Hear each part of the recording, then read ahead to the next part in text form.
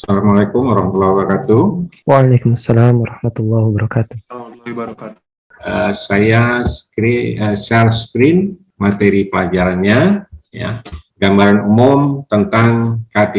Jadi K3 itu adalah singkatan dari keselamatan dulu, keselamatan dan kesehatan kerja. Nah, khusus bahasanya adalah terkait dengan kegiatan industri. Nah, barangkali ada mahasiswa yang berasal dari program studi yang bukan dari teknik. Mungkin ada, saya baca itu ada dari ilmu sosial ya, sosiologi, dari ilmu pendidikan yang terkait dengan sosiologi.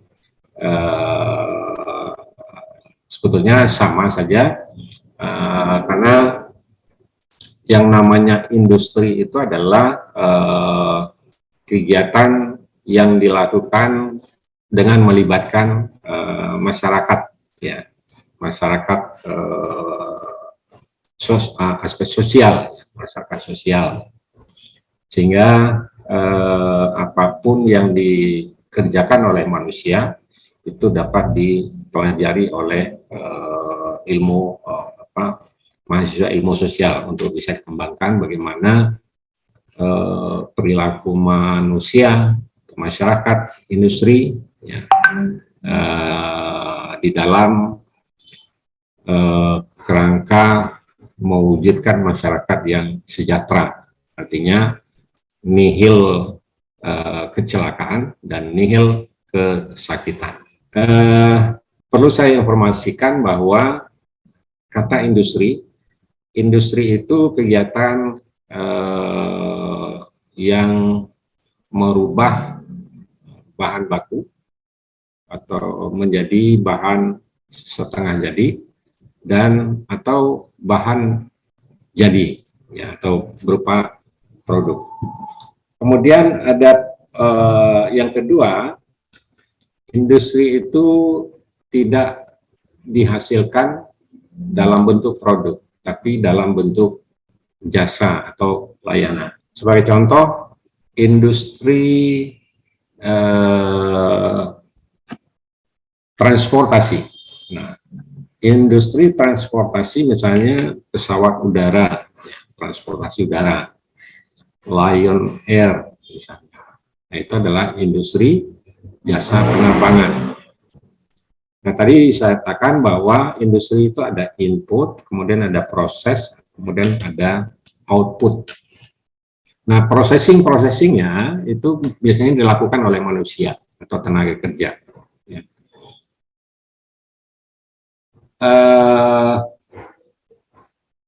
Industri penerbangan. Industri penerbangan, apa yang dia olah oleh industrinya? Yang diolah adalah sumber daya yang ada di sistem penerbangan. Apa sumber dayanya?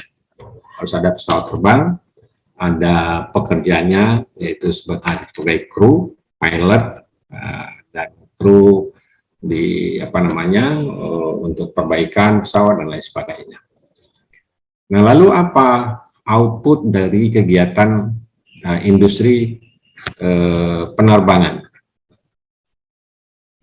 Outputnya adalah jasa melayani konsumen untuk penerbangan dari satu tempat tertentu ke tempat tujuannya. Nah, bagaimana kualitas layanan lebih bagus? Maka proses-proses yang dilakukan oleh tenaga kerja, ya, kita lihat misalnya di pesawat terbang ada yang namanya stewardess. Stewardess itu tugas utamanya adalah melayani penumpang, ya, melayani penumpang yang akhirnya adalah penerbangan itu selamat. Jadi stewardess itu tidak hanya melayani, memberikan minuman, makanan, atau mengatur tempat duduk, tidak. Tapi justru dia mengamankan penerbangan dari pengaruh perilaku penumpang. Jadi kalau ada penumpang yang tiba-tiba berdiri kemudian langsung membuka pintu pesawat terbang yang dalam keadaan terbang, maka keselamatan seluruh penumpang termasuk stewardess-nya tadi bisa celaka, ya, celaka. Berarti di sini adalah K yang pertama, ya, kecelakaan kerja. Apa kalau celaka? Bisa mati, bisa luka, atau bisa tangannya buntung, kakinya buntung, atau patah, dan lain sebagainya. Nah, lalu bagaimana kalau yang kedua, yaitu kesehatan? Nah, kesehatan, kita tahu di pesawat terbang itu aspek kesehatan itu sangat tinggi. Misalnya pengaturan oksigen udara, ya, oksigen nitrogen yang ada di dalam ruang pesawat. Yang dibutuhkan utamanya adalah oksigen. Oksigen itu harus lebih dari 20% dari kandungan udara yang ada di dalam pesawat. Nah, sedemikian rupa, maka yang ikut terkena penyakit. Jadi kalau orang kekurangan oksigen, ya akibatnya bisa sakit. Kalau oksigennya kurang, barangkali ya nitrogennya yang bertambah, atau ada polutan lain yang ada di dalam pesawat. Nah, demikian gambaran kalau kita menganalisis tentang industri penerbangan. Jadi K3 di industri penerbangan. Bagaimana dengan industri yang menghasilkan produk? Misalnya industri tekstil, industri makanan, industri sepatu, dan lain sebagainya, kebutuhan masyarakat. Nah, dalam hal ini pelajaran K3 nanti akan dijelaskan kepada Anda sekalian. Pertama, terminologinya, ya, terminologi keselamatan dan kesehatan kerja. Jadi selamat dulu, baru kemudian kesehatan. Karena kalau keselamatan terancam, maka akan berikutnya adalah kesehatan akan terganggu. Jadi utamanya itu adalah keselamatan. Nah, mungkin ada anekdot utamakan sholat baru kemudian keselamatan. Itu benar. Tapi di dalam terminologi kerja, maka keselamatan itu yang lebih utama, kemudian kesehatan kerja. Ini adalah kegiatan untuk menjamin dan melindungi keselamatan dan kesehatan tenaga kerja melalui upaya pencegahan terjadinya kecelakaan kerja dan pencegahan terjadinya penyakit akibat kerja. Nah, ini diatur dalam peraturan Menteri Tenaga Kerja nomor 5 tahun 2018. Nah, selanjutnya upaya penjaminan tersebut adalah terfokus pada melindungi keselamatan dan melindungi kesehatan tenaga kerja, ya, makhluk sosial yang merupakan ciri khas dari implementasi dari bela negara, ya, implementasi dari nilai-nilai bela negara. Jadi kalau kampus UKM Veteran itu adalah kampus bela negara, maka semua materi pelajaran itu harus mengandung nilai-nilai bela negara. Nah, lalu pertanyaannya, K3 itu ya mencegah terjadinya kecelakaan kerja atau kesakitan pada pekerja.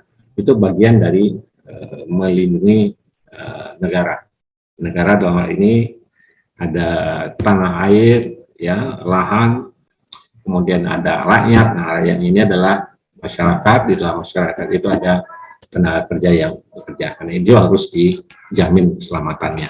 Kemudian keselamatan dan kesehatan kerja khusus untuk industri manufaktur adalah ilmu yang mempelajari upaya agar pekerja industri manufaktur yang bekerja dalam keadaan selamat, artinya tidak ada kecelakaan kerja, dan dalam kondisi sehat, tidak terserang penyakit di saat bekerja yang dilakukan secara berkelanjutan. Jadi upaya-upaya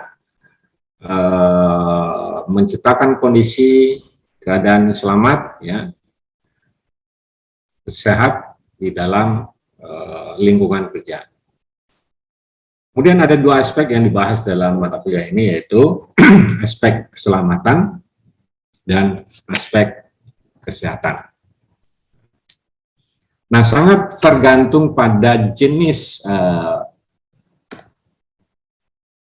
dan tipologi industri di mana pekerja bekerja, di mana kedua aspek tersebut, yaitu aspek keselamatan dan kesehatan, dibahas secara simultan ya, dalam kegiatan industri.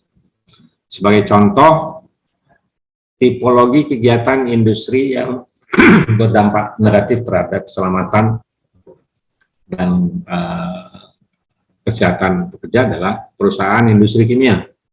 Jadi pabrik kimia yang bahan baku yang digunakan adalah bahan kimia. Bahan kimia itu pada umumnya berbahaya, ya, berbahaya dan dapat mencelakai para pekerja. Nah, ini dampaknya adalah celaka atau keselamatan dampaknya. Kemudian material kimia berbahaya itu dampaknya adalah racun. Kalau racun itu dapat menimbulkan penyakit atau keracunan. Jadi dampaknya adalah tidak sehat atau timbulnya penyakit. Kemudian jenis tipologi kegiatan industri yang lebih fokus membahas aspek keselamatan kerja saja. Jadi misalnya industri jasa konstruksi, ya, pembangunan jalan tol, pembangunan jembatan. Itu organisasi atau organisasi manajemen pengelolaan K3 itu banyak yang menggunakan istilah SHE, ya, singkatan dari Safety, Health, and Environment. Jadi yang diutamakan itu adalah keselamatan. Jadi organisasinya adalah SHE. Namun kedua ada yang dibalik, yaitu HSE, singkatan dari Healthy, Safety, and Environment. Ya. Jadi kalau SHE tadi utamanya adalah S, yaitu Safety, tapi yang kedua adalah Healthy, kesehatan. Nah, kedua jenis manajemen pengelolaan K3 ini, kalau SHE lebih banyak pada industri yang dampaknya terhadap keselamatan kerja. Misalnya industri kebersihan, membersihkan gedung tinggi, ya. Pekerja yang bekerja di perusahaan yang memberikan jasa layanan membersihkan gedung tinggi. Nah, kalau gedung yang tinggi itu risikonya adalah mati, itu jatuh, ya. Maka organisasinya lebih sering menggunakan istilah SHE. Tapi kalau Anda pergi ke rumah sakit, maka manajemen organisasi manajemennya itu menyebutnya HST. Jadi utamakan kesehatan. Jadi kalau kita masuk rumah sakit, yang diutamakan itu adalah kesehatan. Karena di rumah sakit itu banyak timbul penyakit.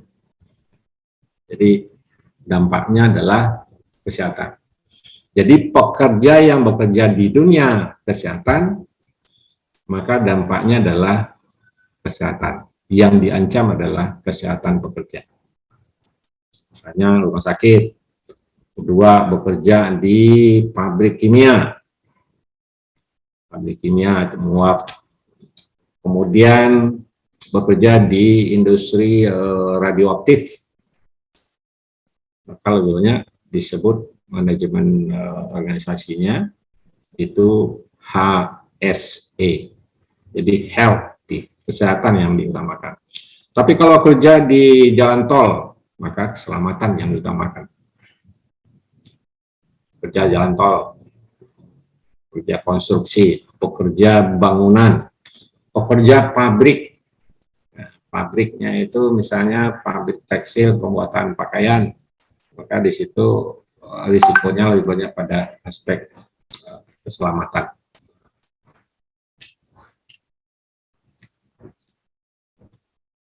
Nah, selanjutnya globalisasi kegiatan industri dan manufaktur saat ini memberikan dampak persaingan yang sangat ketat dalam aspek ketenagakerjaan yang mempersyaratkan bahwa perlindungan atas keselamatan kerja dan kesehatan kerja. Jadi, dunia industri itu dituntut untuk bisa melindungi pekerja dari ancaman keselamatan dan ancaman terhadap kesehatan pekerja. Jadi industri, semua kegiatan industri dituntut untuk memberikan nilai zero accident, ya, zero accident dan tidak ada penyakit. Atau dengan kata lain, tingkat kesejahteraan pegawai itu akan semakin baik. Nah, untuk meningkatkan efektivitas perlindungan dan keselamatan dan kesehatan kerja, maka pelaksananya harus melibatkan unsur manajemen. Ya, manajemennya tadi ada yang HSE, ada yang SHE. Ya, sekali lagi, kalau HSE berarti industri tersebut lebih banyak menimbulkan dampak pada keselamatan. Apakah bisa luka, tersayat, tersengat listrik, nah itu SHE. Tapi kalau kegiatan industrinya industri yang lebih banyak menimbulkan penyakit, misalnya industri jasa rumah sakit, kemudian laboratorium yang menggunakan bahan-bahan kimia, itu berdampak pada aspek kesehatan. Jadi harus melibatkan unsur manajemen, kemudian melibatkan para pekerja itu sendiri, dan serikat pekerja atau serikat buruh. Tujuannya adalah untuk mencegah dan mengurangi angka kecelakaan kerja dan timbulnya penyakit akibat kerja. Tipologi kegiatan industri dan K3, nah, untuk menjamin tercapainya derajat kesehatan yang baik pada setiap pekerja dan terjaminnya keselamatan kerja dalam pencapaian produktivitas kerja, maka penugasan kerja bagi pekerja perlu ada keseimbangan antara satu, faktor beban kerja, ya, kemudian beban tambahan akibat lingkungan kerja, dan ketiga adalah kemampuan atau kapasitas pekerja. Jadi beban kerja misalnya seorang pekerja industri garmen, bebannya adalah beban kerjanya 7 jam harus menyelesaikan 1 lusin baju selesai, kemudian ditambah bebannya itu targetnya harus di atas 1 lusin, misalnya 15 potong per hari. Nah, ini adalah beban kerja. Kemudian beban tambahan akibat lingkungan kerja. Misalnya ada beban tambahannya itu dia stres, dia tidak bisa berkomunikasi, bercanda dengan teman-teman satu kerjaan, atau dia tersinggung, atau dia dibully, ya, sehingga itu menjadi beban tambahan akibat bekerja. Kemudian kemampuan atau kapasitas, ya, kemampuan kapasitas kerja itu misalnya postur tubuhnya, ya, orangnya pendek barangkali, atau karena terlalu kurus, atau orangnya bobot badannya besar, ya, overweight dan lain sebagainya. sehingga kemampuan dia untuk bekerja itu terbatas oleh kondisinya. Demikian juga dengan pendidikan. Jadi orang yang berpendidikan SD dengan orang yang berpendidikan SMA, apalagi ke universitas, tentu kemampuan kerjanya berbeda. Nah, ini dalam rangka menjamin tercapainya derajat kesehatan dan terjaminnya keselamatan dan produktivitas, pencapaian produktivitas kerja, maka penugasan kerja harus mempertimbangkan 3 aspek tadi, ya, beban kerja, beban tambahan, kemudian kemampuan dan kapasitas pekerja. Ada 2 pengertian yang terkait dengan keselamatan, yaitu satu safe dan kedua adalah danger. Jadi satu aman, yang satunya bahaya.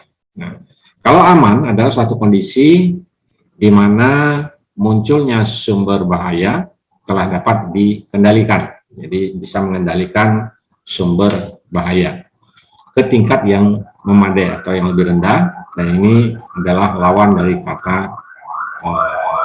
bahaya atau danger. Nah, bahaya adalah suatu kondisi yang telah teridentifikasi melalui pemeriksaan, pengujian, analisis sehingga disimpulkan. Ya, jadi danger adalah lawan dari kata aman. Misalnya kabel listrik, ya, kabel listriknya kabelnya lebih besar, semakin tinggi, semakin besar diameter kabelnya, ya semakin berbahaya, ya. Dan itu adalah lawan kata dari aman. Nah, amannya apa? Ya, kabel listrik itu harus diamankan sehingga bisa dapat dicegah terjadinya kecelakaan atau bisa dicegah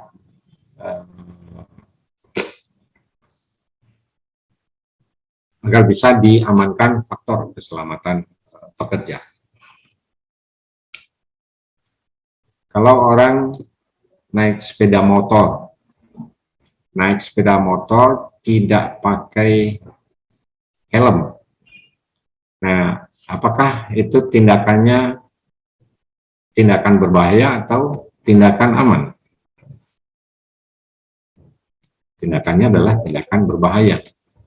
Nah, kalau berbahaya berarti kebalikan dari aman, yaitu unsafe. Ya, unsafe, perilaku yang tidak aman.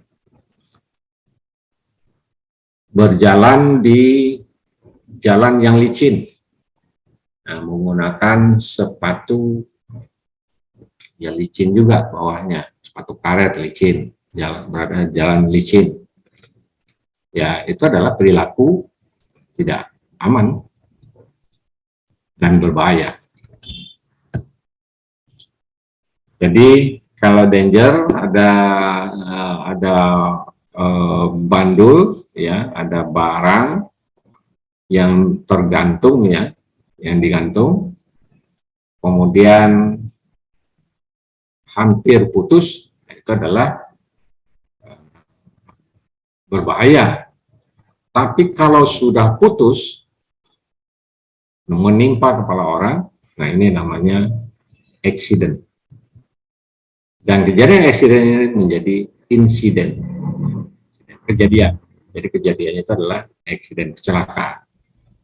Jadi kalau hampir putus itu adalah ya berbahaya. Tapi kalau sudah putus dan menimpa berakibat pada keselamatan, ya terjadinya kecelakaan, maka ini adalah accident. Jadi insiden adalah suatu keadaan atau kondisi bila mana pada saat itu sedikit saja ada perubahan, ya, jadi ada perubahan misalnya talinya makin melemah atau ada yang putus satu, maka dapat mengakibatkan terjadinya accident atau kecelakaan. Sedangkan kecelakaan itu didefinisikan sebagai kejadian yang tiba-tiba atau kejadian yang tidak diduga. kejadian yang tidak dikehendaki. Kemudian kejadian yang mengganggu proses produksi dan dapat menimbulkan kerugian secara ekonomi. Nah, ini analisis kualitatif risiko, ya, matriksnya, yaitu tingkat keparahan itu dibagi 3, serius, sedang, dan ringan. Kemudian probabilitas terjadinya risiko tadi itu pertama sulit terjadi, kemudian jarang terjadi, dan sering terjadi. Jadi kalau suatu keparahan sangat serius, maka pada saat yang sulit terjadi, maka itu akan menjadi nilai sedang. Jadi semakin rendah tingkat keparahannya, dan itu dalam keadaan sulit atau kondisinya sulit terjadi, maka nilainya akan semakin rendah. Nah, perbedaan ataupun persamaan antara safety, pemahaman tentang safety dan healthy atau keselamatan dan kesehatan. Kalau safety, hazard atau bahaya keselamatan itu dilihat bisa terjadi dari faktor kegiatan mekanik, kegiatan elektrik, atau kegiatan kinetik, atau berdasarkan dari zat material yang bersifat flammable, explosive, combustion, ya, atau bahan-bahan yang korosif, ya, itu akan menimbulkan accident. Kalau health hazard, ya, health hazard itu bahaya kesehatan adalah bahaya dari fisika. Fisika itu misalnya bising, ya, bising yang tinggi itu bisa mengakibatkan tuli, ya, terganggunya kesehatan pendengaran. Kalau fisika itu misalnya radiasi, ya, sinar, ya. Nah, sinar tadi akan bisa mengakibatkan matanya sakit dan bisa lama-lama menjadi buta dan sebagainya. Kemudian dari aspek kimia, biologi, dan ergonomi serta psikososial. Ya. Ini secara detail juga nanti kita akan bahas di pelajaran berikutnya. Nah, beban kerja. Beban kerja secara fisik itu misalnya pekerja bongkar muat, pekerja kuli, atau kuli angkut, atau porter. Ini akan lebih besar beban kerjanya jika dibandingkan dengan beban kerja secara fisik bagi seorang pekerja yang bekerja di kantor. Atau seperti saya, beban fisik saya bekerja sebagai dosen itu akan lebih rendah dibanding pekerja yang angkut batu, angkut pasir, angkut tanah, dan sebagainya. Kemudian contoh beban mental sosial. Misalnya ada ketidakcocokan yang terjadi di antara para pekerja sehingga pekerja tersebut bisa tertekan atau stres, dan ini bagian dari beban kerja yang dirasakan oleh pekerja yang nantinya akan berdampak berikutnya pada rendahnya produktivitas. Nah, kalau produktivitas rendah, maka kesejahteraan juga akan semakin rendah. Kemudian beban mental psikologis yang dialami oleh pekerja. Misalnya pekerja kantor yang melayani banyak orang, ya, itu akan lebih besar jika dibandingkan dengan beban mental yang dirasakan oleh pekerja porter. Jadi kalau seorang customer service di bank, dia melihat orang antri yang harus dilayani, nah, maka dia semakin stres dibanding dengan pekerja angkut angkut pasir, angkut batu, dan lain sebagainya. Kemudian upaya penerapan K3 ini adalah untuk mengganti alat kerja badan atau tubuh dengan kereta dorong. Jadi beban kerja buruh angkut panggul barang itu upaya K3-nya adalah ya diciptakan teknologi ya atau metode agar supaya daya angkutnya itu dipindahkan menggunakan teknologi, misalnya pakai kereta dorong. Selanjutnya, kemampuan kerja atau kapasitas kerja pekerja sangat dipengaruhi oleh kompetensi pekerja. Jadi kompetensi adalah kemampuan seseorang untuk mengerjakan sesuatu tugas pekerjaan, di mana kemampuan ini ditentukan oleh kemampuan intelektual dan kemampuan fisik serta kondisi lingkungan kerja. Sedangkan kemampuan intelektual bagi pekerja adalah kemampuan yang dibutuhkan untuk melakukan berbagai aktivitas mental berpikir, ya, untuk menalar dan memecahkan masalah saat bekerja. Nah, selanjutnya pada contoh kasus pada industri otomotif.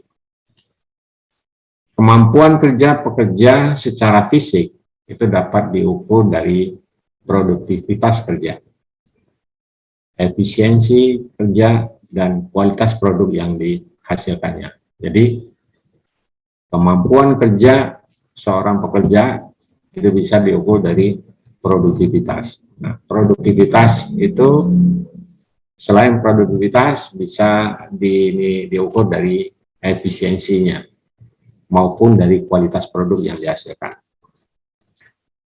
Selanjutnya, kompetensi tidak hanya diperoleh dari ijazah dan sertifikat yang dimiliki pekerja, namun juga dapat dinilai dari rekognisi atau pengakuan, ya, pengakuan yang diperoleh dari pekerja pada pengalaman dia bekerja pada institusi lain sebelum dia bekerja. Kemudian kemampuan kerja atau kapasitas kerja yang sesuai dengan bidang pekerjaan itu dapat menjamin terlaksananya keselamatan dan kesehatan pekerja. Jadi kemampuan seseorang itu bisa menjamin keselamatan dan kesehatan pekerja. Kemudian beban kerja tambahan dari pengaruh kondisi lingkungan industri.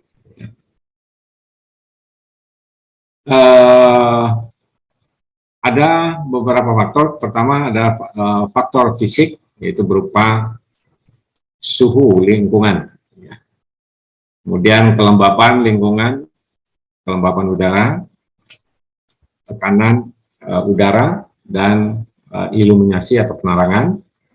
Kemudian faktor radiasi, faktor vibrasi mekanis, dan kebisingan. Kemudian faktor kimia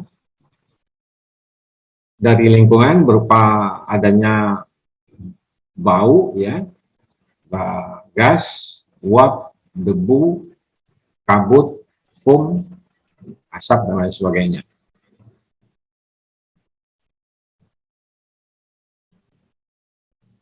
Yang ketiga adalah faktor biologi, baik golongan tumbuhan ataupun hewani dalam bentuk mikrobiologi berupa jamur, bakteri, ngengat, dan lain sebagainya. Faktor fisiologis yang berupa pengaruh bentuk dan konstruksi mesin, konstruksi peralatan bantu untuk bekerja, ataupun sikap, ya, dan cara kerja, yang termasuk hal yang kaitannya dengan faktor ergonomi, ya, hubungan manusia atau pekerja dengan alat kerja dan lingkungannya. Kemudian beban kerja tambahan itu juga ada pengaruh dari faktor mental, psikologis. Itu berupa suasana kerja, hubungan di antara para pekerja dengan pengusaha yang harmonis. Ini akan mendorong terciptanya kondisi lingkungan kerja yang berkesehatan baik dan berkeselamatan. Jadi kalau hubungan kerja anak buah dengan bos berlangsung harmonis, maka itu akan mensejahterakan pekerjanya, karena dia bekerja terjamin kesehatan dan keselamatannya. Lalu bagaimana cara atau strategi menciptakan suasana kerja yang lebih baik, ya, yaitu serasi, selaras, kemudian berkeseimbangan menuju kerja yang sehat dan produktif. Strateginya adalah satu, pada ruangan kerja yang tipologi pekerjaannya yang monoton, maka sebaiknya digunakan suara musik. Jadi ada ruangan misalnya perpustakaan monoton, nah harus ada diselingi dengan adanya alunan suara yang tidak menjenuhkan, musik. Suara musik yang dapat meningkatkan gairah kerja, memberikan kesegaran pada otak, otot, ya, dan urat saraf, sehingga dapat meningkatkan gairah kerja. Atau setidaknya musik dapat meminimumkan kejenuhan dalam kerja. Saya sering ke berbagai industri, ya, contohnya adalah industri garment. Ya. Industri garment, industri yang membuat pakaian, jadi ada yang membuat berbagai jenis, misalnya sepatu dan sebagainya. Untuk meningkatkan gairah kerja, maka satu, diadakan olahraga setiap 1 jam sekali. Suruh bergerak, berdiri, kemudian dinyalakan musik, sehingga pekerja bisa bergerak sambil menyegarkan aliran darah, ya, dan menyegarkan pikiran dan kebugaran tubuh. Atau juga bisa diselingi dengan musik. Misalnya kalau industri garment, industri pembuatan sepatu yang yang menjenuhkan, ya, suka menjenuhkan, maka dibuat musik, misalnya musik lagu dangdut, orang senang dengarkan lagu dangdut, sehingga para pekerja bisa bergairah. Nah, ini adalah salah satu strategi untuk menciptakan suasana kerja yang serasi, selaras, keseimbangan menuju kerja sehat dan produktif. Kemudian yang kedua adalah membuat atau memberikan sinar penerangan yang diatur tingkat intensitasnya. Ya. Jadi iluminasi dari sinar ruang kerja itu harus sesuai dengan standar. Jadi ruangan kerja jangan terlalu gelap dan jangan terlalu terang. Kemudian membuat desain interior ruangan kerja sedemikian rupa atau berupa dekorasi warna-warni, ya, sehingga memberikan gairah pada pekerja. Jadi ada kalanya kalau kita masuk dalam pabrik yang banyak bekerja, dindingnya itu semua dicat, dibuat pemandangan alam sehingga terlihat luas.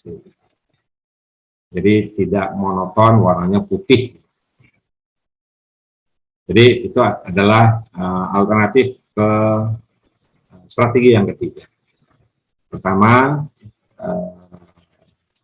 ada suara musik. Yang kedua, membuat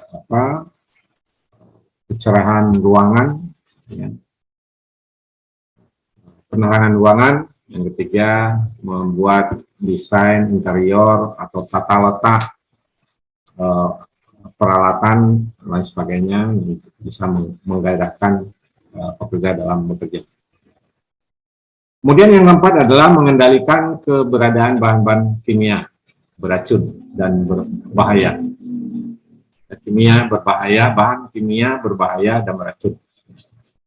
Singkat dengan B3. Jadi B3 bahan berbahaya beracun. Nah, mengendalikan bahan B3 dalam ruangan kerja karena dapat membahayakan kesehatan pekerja. Apa contohnya bahan B3? Misalnya di ruangan kerja itu banyak nyamuk umpama, disemprot pakai baygon. Nah, baygon tadi adalah bahan B3 beracun. Ini membahayakan. Kemudian yang lainnya adalah mungkin ada unsur kimia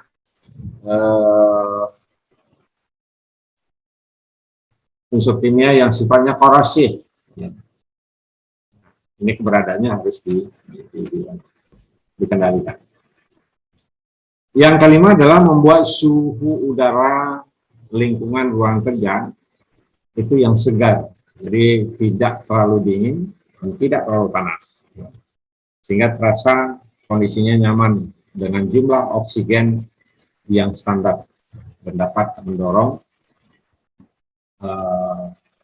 kegairahan, semangat menuju produktivitas kerja yang lebih tinggi dengan kesehatan yang baik. Strategi yang keenam adalah menciptakan dan membina keserasian hubungan sosial antara pekerja, antara pengusaha dengan masyarakat yang ada di sekitar lokasi pabrik. Karena ada kalanya masyarakat tertentu tidak senang dengan pekerja pabrik sehingga timbul keributan. Nah, timbul keributan tadi akan menjadikan beban tambahan bagi pekerja, ya, karena barangkali ada yang memeras, memalak, membuli dan lain sebagainya. Jadi tugas manajemen K3 untuk membina keserasian hubungan sosial antar pekerja dan pengusaha, antar pekerja dengan masyarakat di sekitar pabrik. Yang ketujuh adalah menciptakan keserasian hubungan antara manusia pekerja dengan mesin. Jadi menciptakan keserasian hubungan antara pekerja dengan mesin itu disebut ilmu ergonomi. Ya. Ilmu ergonomi supaya pekerja itu bisa nyaman, ya, nyaman bekerja, tidak menimbulkan cacat selama bekerja.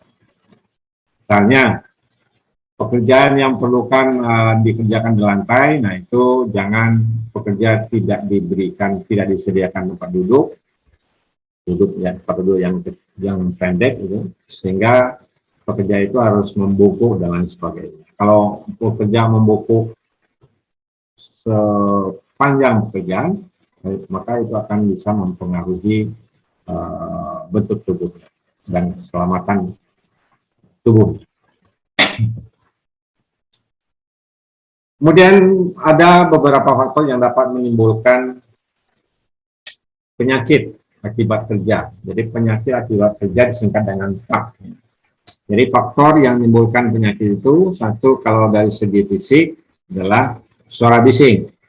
Bising itu bisa menimbulkan sakit apa? Itu ketulian. Jadi tuli itu bisa menurunkan produktivitas kerja. Kemudian yang dapat mengakibatkan timbulnya penyakit yaitu adanya radiasi sinar ultraviolet.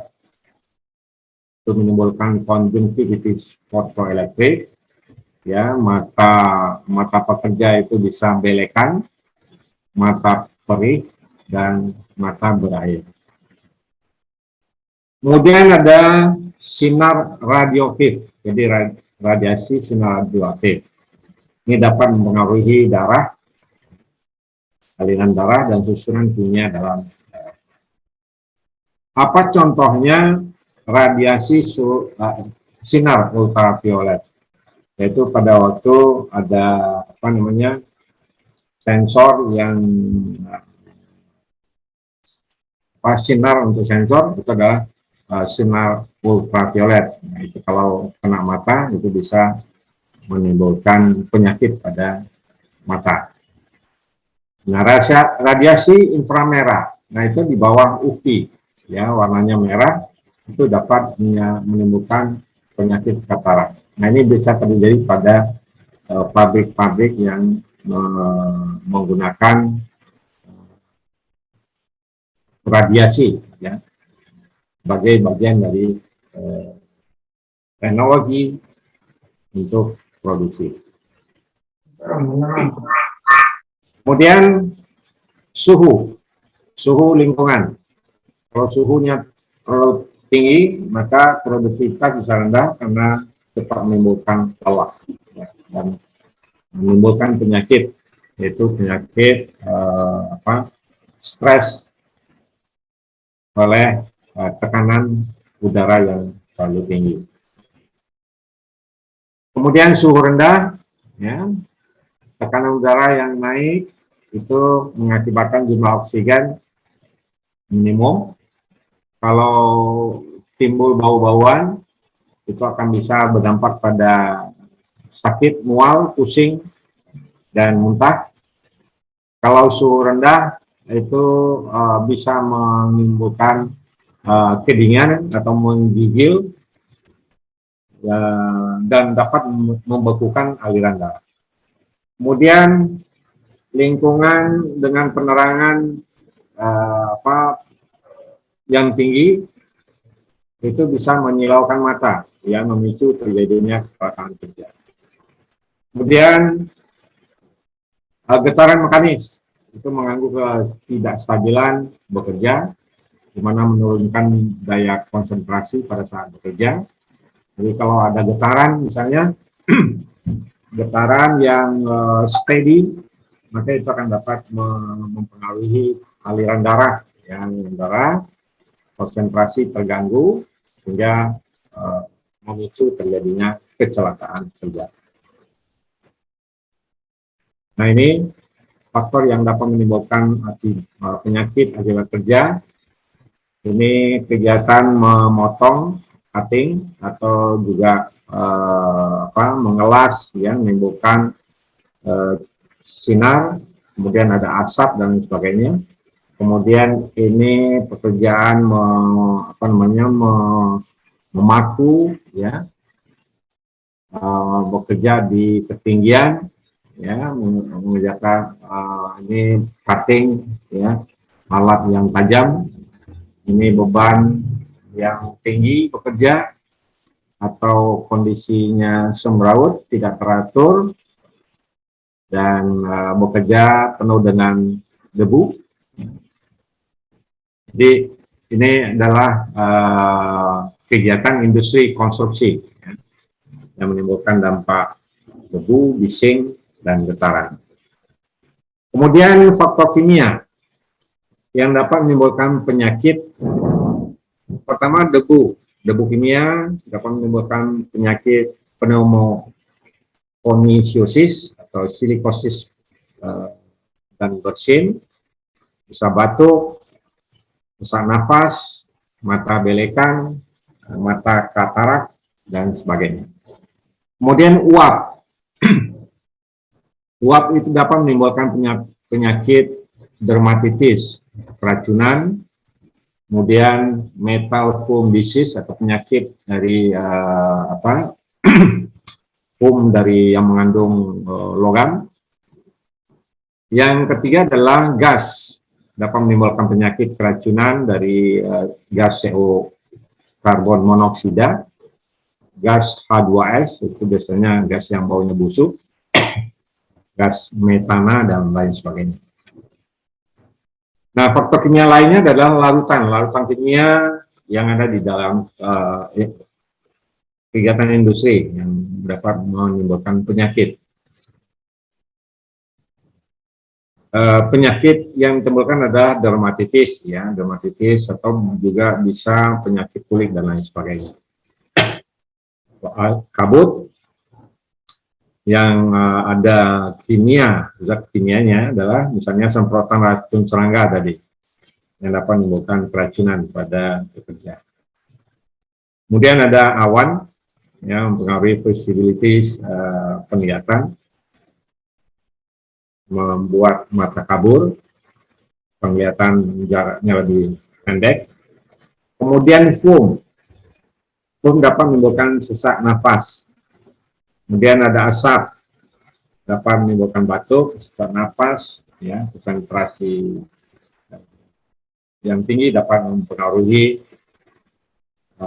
penglihatan yang mengganggu industri dalam meningkatkan produktivitas kerja.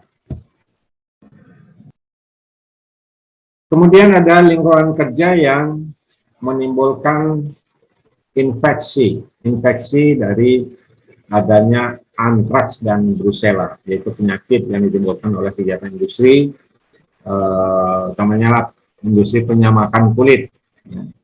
Itu ada antraks yang asalnya dari kulit sapi, kulit hewan. Ya. Kemudian pada industri peternakan hewan, peternakan ayam, dan lain sebagainya. Kemudian faktor lingkungan kerja fisiologis, yaitu konstruksi mesin yang tidak sesuai dengan ukuran dan anatomi tubuh. Misalnya mesin yang terlalu besar, atau terlalu lebar, atau terlalu tinggi, dan lain sebagainya. Itu akan mempengaruhi produktivitas kerja dan bisa mempengaruhi postur tubuh pekerja.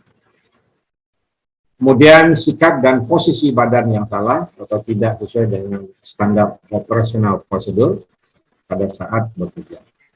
Kemudian terjadi kelelahan. Ini adalah faktor lingkungan kerja fisiologis. Timbul kelelahan. Dan yang kelima itu adalah faktor lingkungan kerja mental kerja, itu hubungan kerja yang tidak harmonis di antara pekerja. Ini adalah faktor-faktor yang dapat menimbulkan penyakit akibat kerja. Nah, ini adalah gambar kegiatan industri manufaktur yang menggunakan larutan kimia, yang laboratorium, pabrik kimia, pabrik yang menggunakan bahan-bahan kimia, kemudian bisa konsumen ya, yang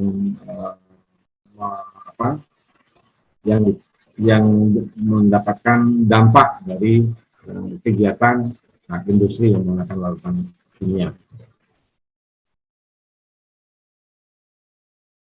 Kemudian bagaimana cara pencegahan? Pencegahan timbulnya gangguan K3.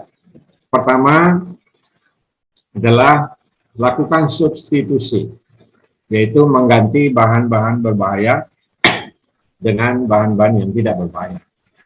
Misalnya, mengganti bahan kimia trifluoroetilen dan chlorofluorokarbon atau CFC dengan bahan kimia yang berbahaya lainnya. Karena kalau kita menggunakan CFC itu akan bisa berdampak pada menurunnya kadar oksigen di udara pada waktu bekerja. Kemudian tindakan selanjutnya adalah mengganti bahan larutan, misalnya larutan terephthalic acid dengan bentuk chip. Jadi kalau larutan terephthalic acid tadi sifatnya eksplosif, kemudian juga bisa bersifat korosif, maka bahan larutan tadi dirubah menjadi bentuk padat, bentuk chips, tapi tetap namanya kimia, sehingga bisa meminimumkan dampak ancaman pada K3. Kemudian pencegahan lainnya adalah yang kedua, yaitu membuat ventilasi umum untuk mengalirkan udara sesuai dengan perhitungan standar dalam ruangan kerja yang berbahaya. Jadi harus berada di bawah nilai ambang batas. Jadi NAB itu adalah nilai ambang batas. Yang ketiga, membangun local exhauster, yaitu dibuat alat atau dipasang alat penghisap, ya, penghisap bahan-bahan tertentu dari dalam ruangan kerja. Misalnya pekerja di bagian perakitan komputer, laptop dan lain sebagainya, yang membuat PCB, ya. Itu menggunakan timah dan larutan kimia lainnya sehingga menimbulkan asap, uap dan lain sebagainya. Maka uap itu jangan langsung dapat terhisap sebelum terhisap oleh pekerja, maka dia dihisap, di exhaust dengan teknologi exhauster. Yang keempat adalah melakukan isolasi, yaitu mengisolasi kegiatan industri atau proses-proses yang membahayakan, ya, membahayakan pekerja, jadi diisolasi. Kemudian barulah setelah diisolasi dilakukan pemberian pakaian pelindung. Pakaian pelindung, misalnya masker, kacamata Douglas, ya, sarung tangan, tabung oksigen, sepatu, topi, helm, dan sebagainya. Dan yang keenam, pencegahannya adalah melakukan pemeriksaan kesehatan pada para pekerja sebelum pekerja bekerja. Kemudian yang ketujuh, pencegahannya adalah yaitu melakukan pemeriksaan kesehatan pekerja secara berkala. Kemudian himbauan pada setiap pekerja itu wajib mengikuti peraturan dan membaca peraturan sebelum bekerja supaya para pekerja itu bisa hati-hati. Dan yang kesembilan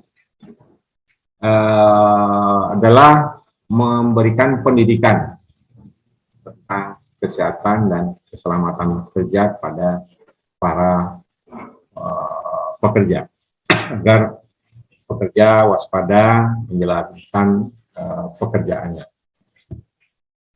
Ini adalah berbagai jenis pakaian pelindung, ya, atau biasanya disingkat dengan alat pelindung diri atau APD. Nah, APD ini adalah pencegahan terakhir. Nah, pencegahan pertama tadi adalah substitusi, ya, eliminasi, dan yang menggunakan APD itu adalah hal yang terakhir. Jadi alat pelindung diri itu adalah yang terakhir. Selanjutnya kapasitas kerja atau kemampuan kerja. Nah, kemampuan kerja dari seorang tenaga kerja itu dapat dinilai dari aspek satu adalah keterampilan, ya, keterampilan bekerja, kemudian keserasian dalam bekerja, kemudian keadaan gizi pada saat bekerja, jadi gizi yang diperoleh oleh pekerja baik di rumah maupun di tempat bekerja. Kemudian termasuk juga jenis kelamin, jadi berbeda antara kemampuan kerjanya seorang wanita dengan kemampuan kerja seorang laki-laki. Usia juga demikian. Usia yang semakin tinggi, ya semakin rendah kemampuan kerja.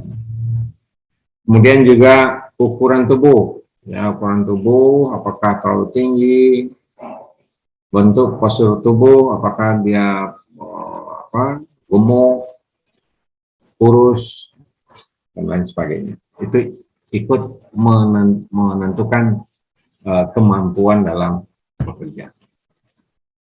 Nah, terakhir adalah jenis dan potensi bahaya.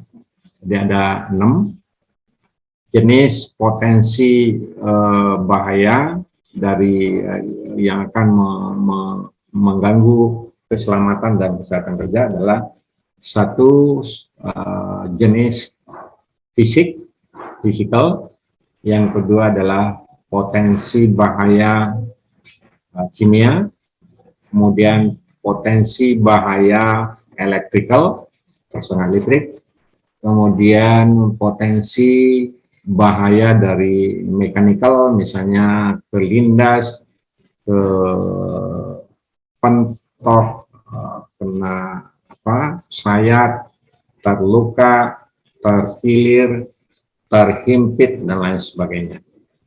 Kemudian secara potensi bahaya psikologikal, ya.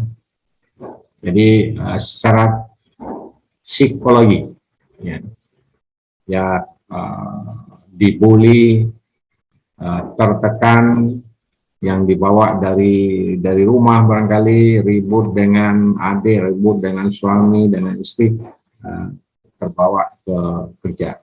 Jadi terkait dengan potensi bahaya psikologis. Kemudian potensi bahaya dari secara biologi. Biologi misalnya tadi ada terkena virus antraks, kalau sekarang ada virus COVID namanya, coronavirus. Kemudian potensi bahaya secara ergonomi. Ergonomi itu hubungan manusia dengan alat kerja dan teknologi yang ada di sekitarnya. Kesesuaian manusia dengan alat peralatan termasuk lingkungan kerja. Sebagai contoh, kerja tempat duduk sesuai dengan postur tubuhnya sehingga pekerja tidak nyaman dan produktivitas rendah, atau bisa menyebabkan timbulnya penyakit. Nah, selanjutnya yang perlu dipelajari atau kita pahami bahwa ilmu pengetahuan yang harus dipahami untuk mengelola, mengelola keselamatan dan kesehatan pekerja, yaitu satu, ilmu fisik dan sifat-sifat fisika, ilmu kimia dan sifat-sifat kimiawi, ilmu elektrikal, ilmu mekanik, ilmu fisiologi, ilmu biologi dan sifat-sifat biologi, dan ilmu biologi ergonomi. Kemudian teknologi dan proses-proses produksi. Jadi kalau kita mengelola lingkungan kerja yang berisiko pada K3, maka teknologi yang kita gunakan kita harus pahami. Kemudian proses-proses yang produksi yang kita hadapi ya harus kita pahami. Kalau kita proses-proses produksinya nggak kita pahami, ya itu bisa berdampak pada timbulnya ancaman kesehatan kita. Demikian perkuliahan kita hari ini. Masih ada waktu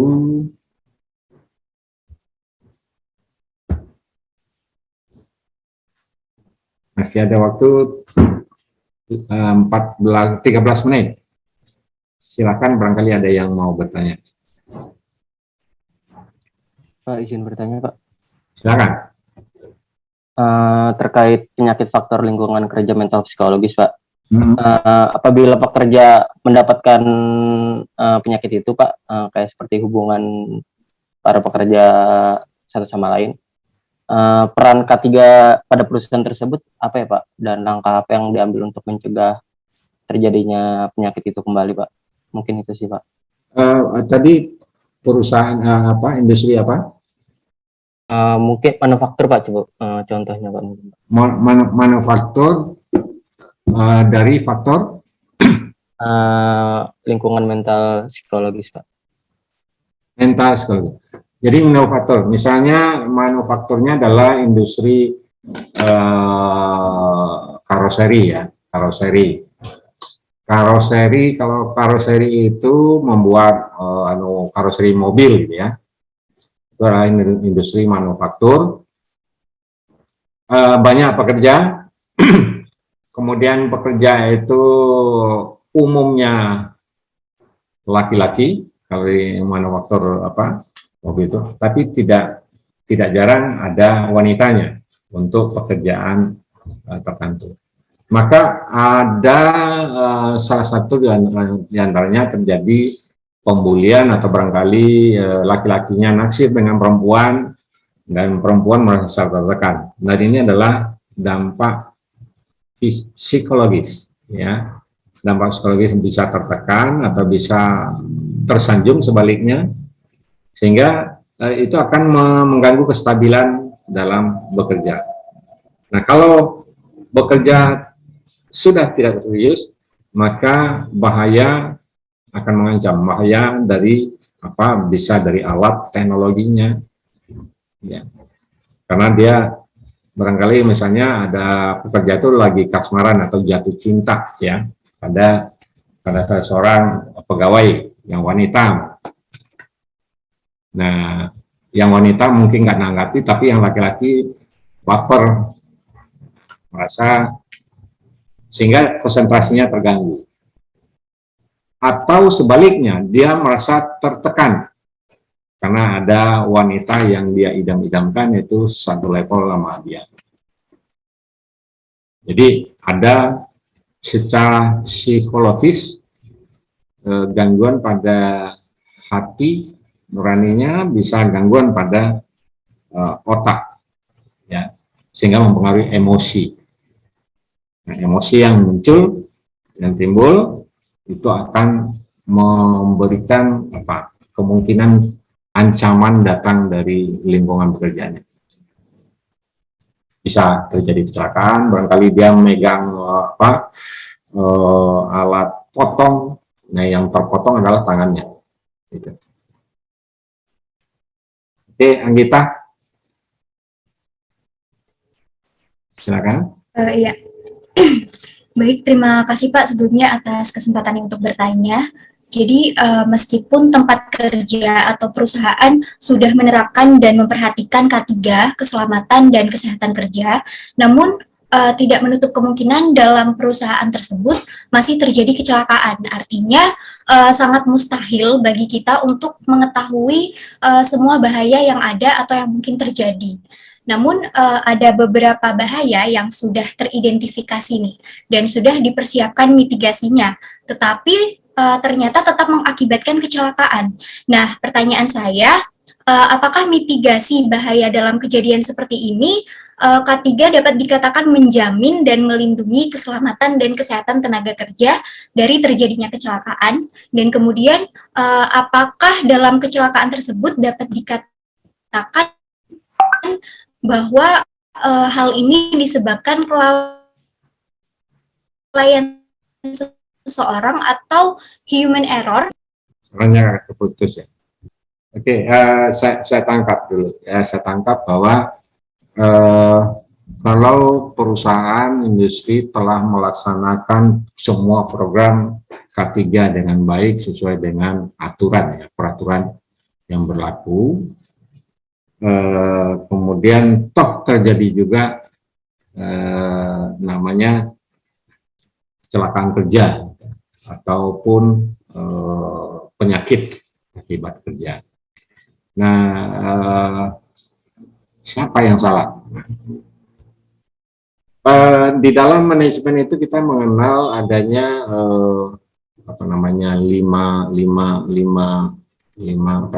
plan, do, check,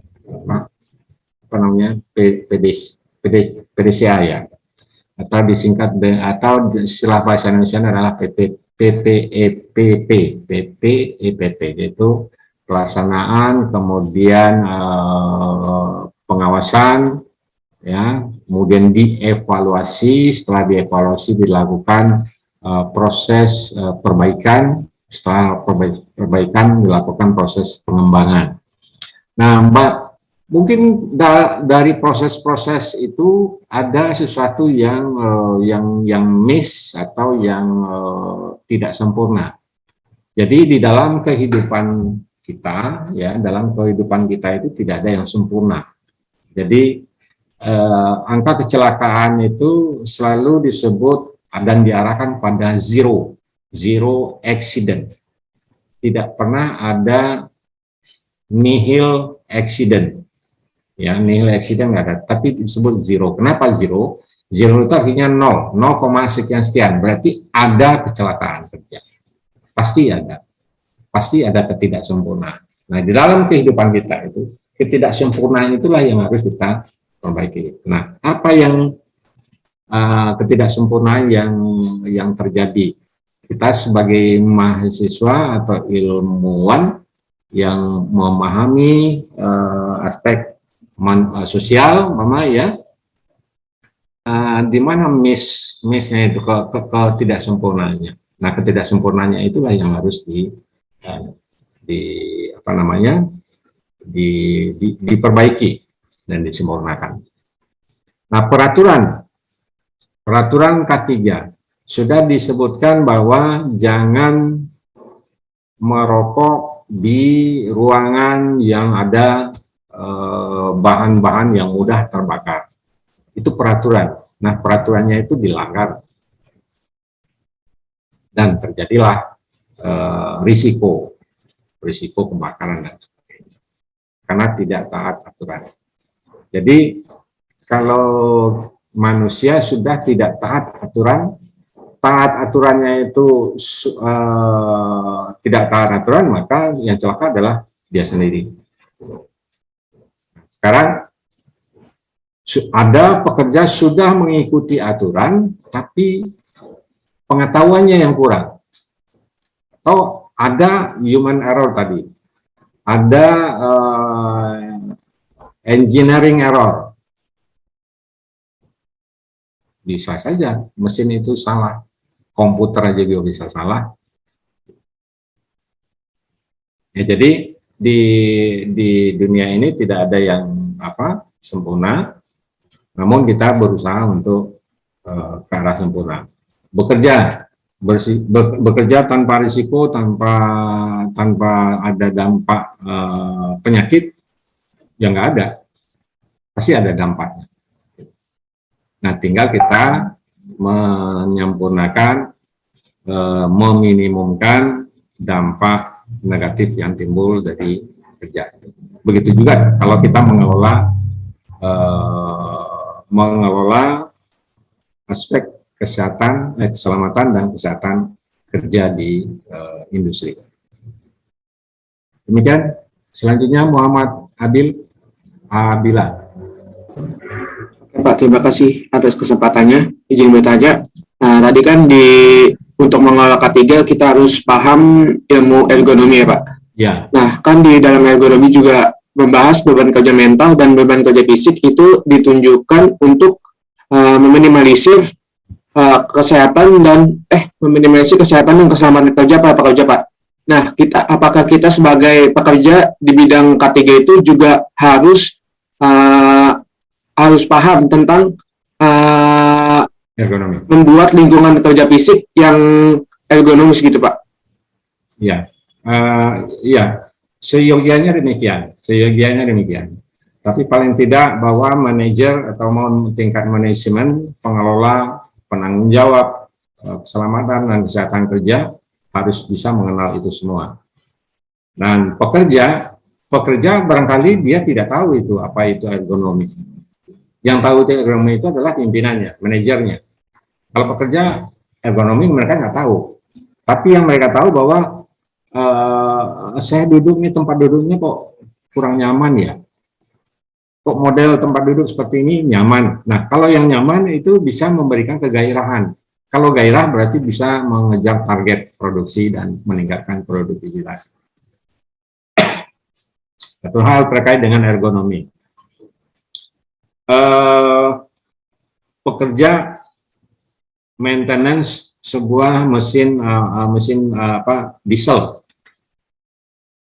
Semua mesin diesel pasti berbunyi.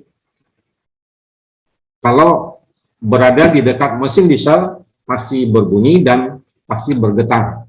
Kemudian ada bau, kemudian ada minyak dan sebagainya. Nah, apa ancaman terhadap keselamatan dan apa ancaman terhadap kesehatan pekerja yang bekerja di mengelola mesin diesel? Nah, dia harus tahu aturan bagaimana mengelola mesin diesel tadi. Dan dia harus tahu dampak yang ditimbulkan dari bekerja mesin diesel. Yang mau mesin diesel pasti satu ada asap, ada bising, ada getaran, pasti ada getaran. Kemudian ada faktor yang di luar perhitungan. Dua perhitungannya adalah ledakan. Bisa nggak itu meledak? Ya sama saja, namanya mesin bisa meledak. Nah, untuk itulah pengetahuan tentang K3 itu perlu dijelaskan dan dibuat aturannya, dan yang bersangkutan mematuhi dan melaksanakan aturan tersebut. Oke, Adnan, silakan. Baik, terima kasih Pak. Nah, waktu kita ya tinggal, ini yang terakhir ya, karena waktu kita 10.30. Silakan. Baik, terima kasih Pak. Izin bertanya Pak, terkait ergonomi ya Pak. Kadang kan kalau untuk perusahaan sendiri kan berbicara tentang benefit ya Pak. Jadi profitnya Ya. dari pasti pengen ada keluaran dari setiap benefit Pak.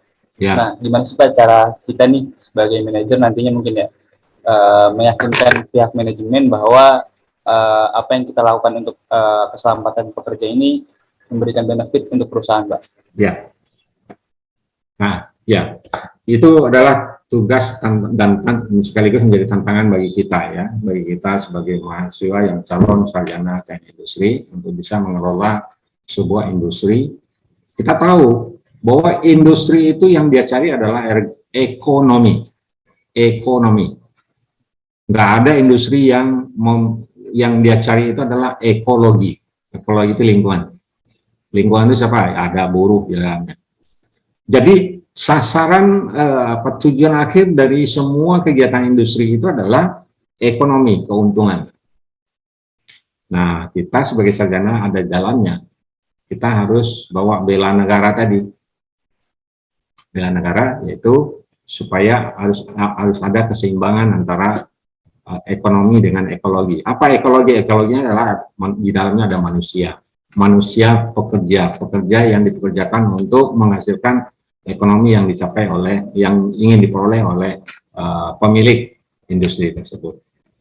Nah, untuk itu kita buatkan suatu rencana, mendesain sedemikian rupa dan diperjuangkan di dalam meeting dengan pemilik pabrik, bahkan pemilik saham,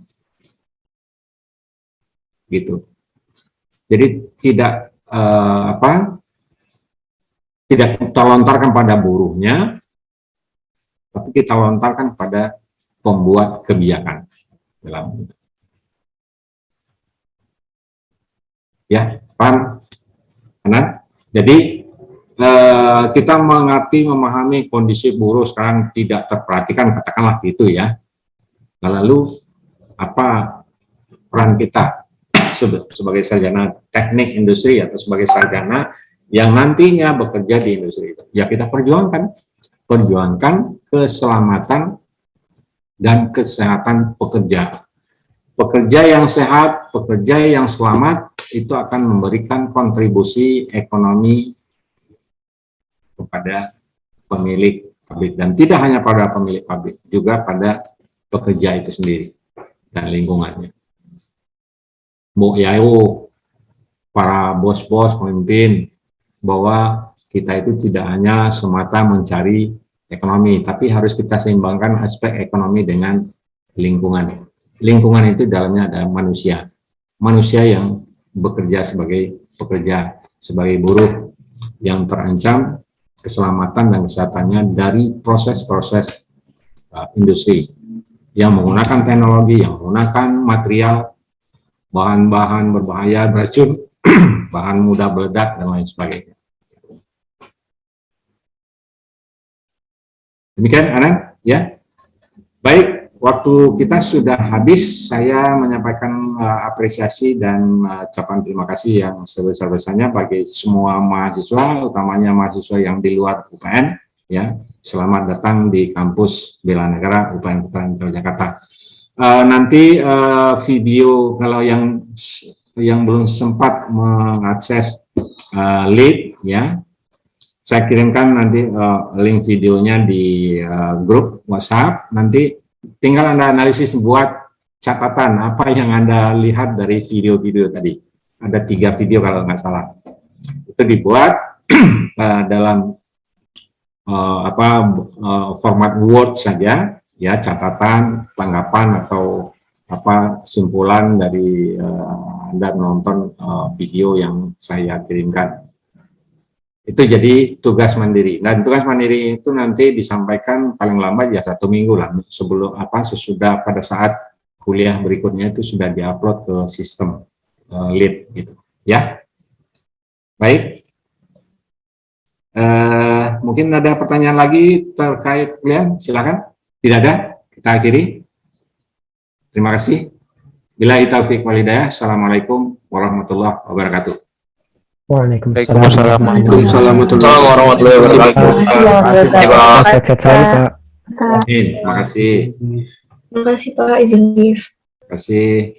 Terima kasih Pak. Terima kasih, sama-sama.